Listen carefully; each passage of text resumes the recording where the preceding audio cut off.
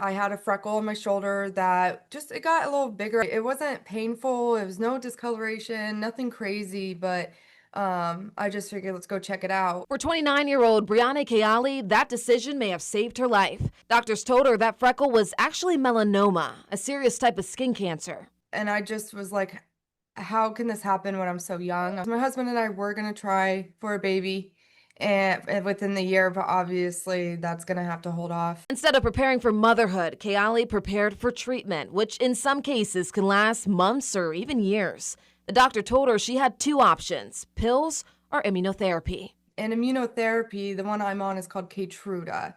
And it pretty much ramps up my immune system drastically. It accelerates my cells at such a high speed to go after the bad cells. Starting in January, Kelly tells me she had treatment every 6 weeks. So far, she's gone through surgeries, dealt with rashes and joint pain, and even heart failure, which typically only affects less than 25% of melanoma patients. That's according to the National Institute of Health. So that's kind of where I'm at right now, of trying to navigate the heart failure with the immunotherapy. The good news is skin cancer is curable and preventable. The goal is to minimize UV radiation. And so sunblock or suntan lotion is going to be your biggest preventative factors for this.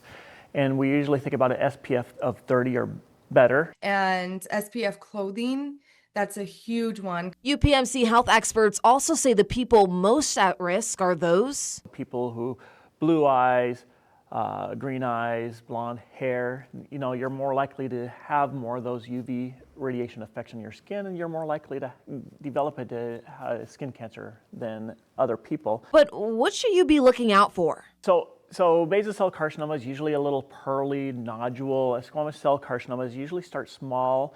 They spread, they grow fast, and sometimes they start developing an ulcer.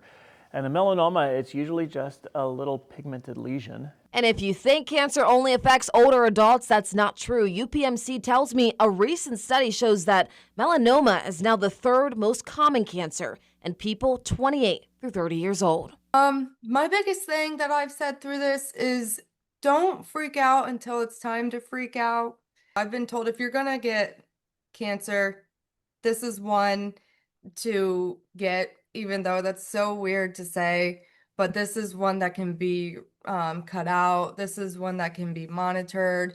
Now, Kayali did her last treatment of immunotherapy in April, but that doesn't mean the cancer won't come back. That's why she will continue seeing a dermatologist, which is another good preventative step, especially if skin cancer runs in your family. UPMC doctors also recommend daily full body scan evaluations. In the CBS 21 studio, I'm Kennedy Miller.